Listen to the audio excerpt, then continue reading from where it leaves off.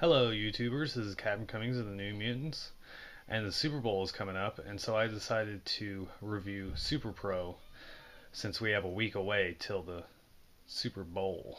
We are going to review Superpro #1, guest starring Spider-Man.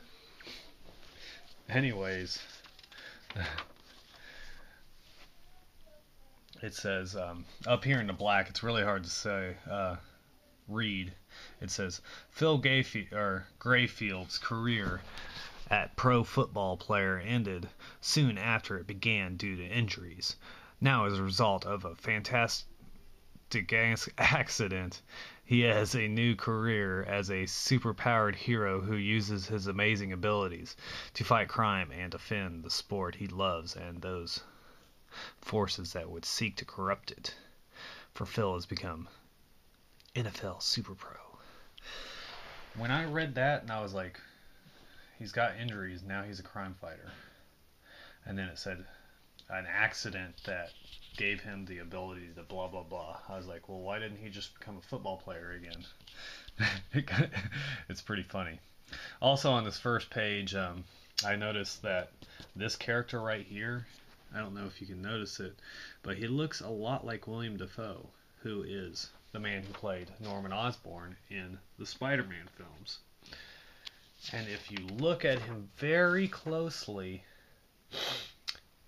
he looks like he has something to do with the Illuminati. I'm pretty sure. Just look at him. So does that mean that Spider-Man's part of the Illuminati? Look at him. I'm pretty sure he does. Anyways, you got this guy, and you find out he's been making a lot of money in the underground circuit of gambling. And Superpro, the crime fighter, shows up and stops the sniper from killing him. Only problem is the valet kills the guy and drives off. Superpro goes after him, jumps on top of his car and makes some football jokes, and then says jumps on top of the car and is like, how does Daredevil and Spider-Man do this every day?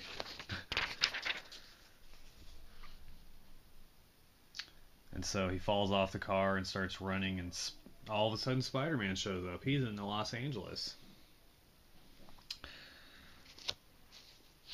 and he throws a spider bug on him.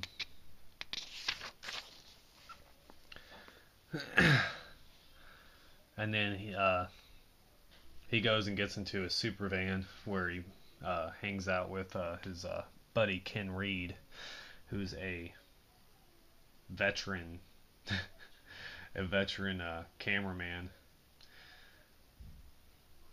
And here's the money shot right here. Superpro with Phil Grayland with his shirt off. All the women love it. Anyways, next on we go, and he calls his girlfriend in Jersey. They're only half friends, it says, because she works so hard. And then it shows the story of how he became Superpro because of the NFL suit that he was. Phil got injured, became a journalist, and worked with the camera guy that we were just talking about. And his first story was with this guy that created this NFL suit. So he got killed, and he put on the super suit and fought it said a rookie football player that was hopped up on steroids that caused his life, or caused him to lose his life, or it says death. So then anyways, it goes on.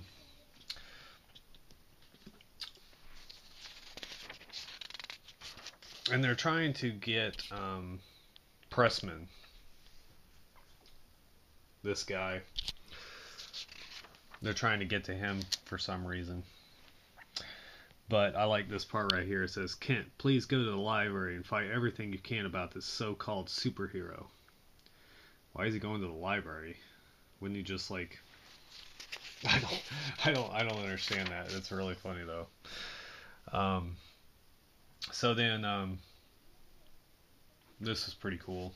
They see each other, and he's like, I've seen him on ESPN. He's like, why is that guy staring at me?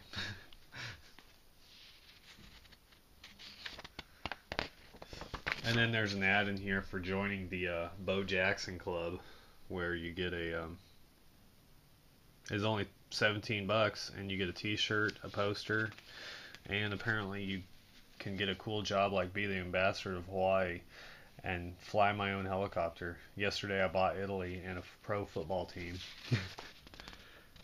It's a fun little ad.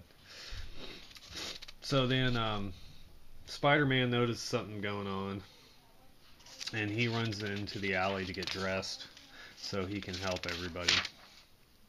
And he stops the sniper, and the sniper jumps to his death because he doesn't want to get caught.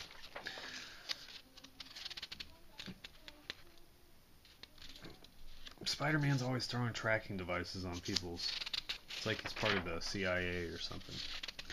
So then they send a bunch of guys to take out Pressman and Superpro's on it this time.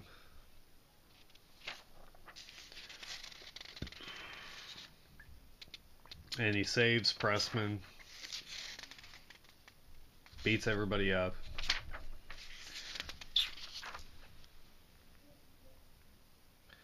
And Spider-Man got his pictures for a story that he came out to LA for.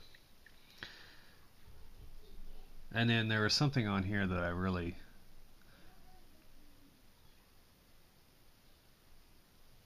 And it says, and now time is something I have, not something I'm doing, thanks to you. What I don't understand about that is Superpro saved his life. He didn't stop him from going to jail. Something he's doing. I mean, that means he's going to jail. If Superpro wouldn't have showed up, he would have been shot, not going to jail. Anyways, there was also a Fantastic Four ad, which is, I guess it has a reprint of #1 on it, which is issue 358. That might be a cool one to pick up if you want to read Fantastic Four #1, which is the 30 years of the world's greatest comic book, which they just did the 50-year version. That was number 600. Cool little factoid there. And that's it. So, the things that were bad about this book, it's a guy that is dressed as a football player, named Superpro. That's his actual crime-fighting name. The cheesy one-liners and the bad writing. I mean, it doesn't seem like anybody cared at all about the book, and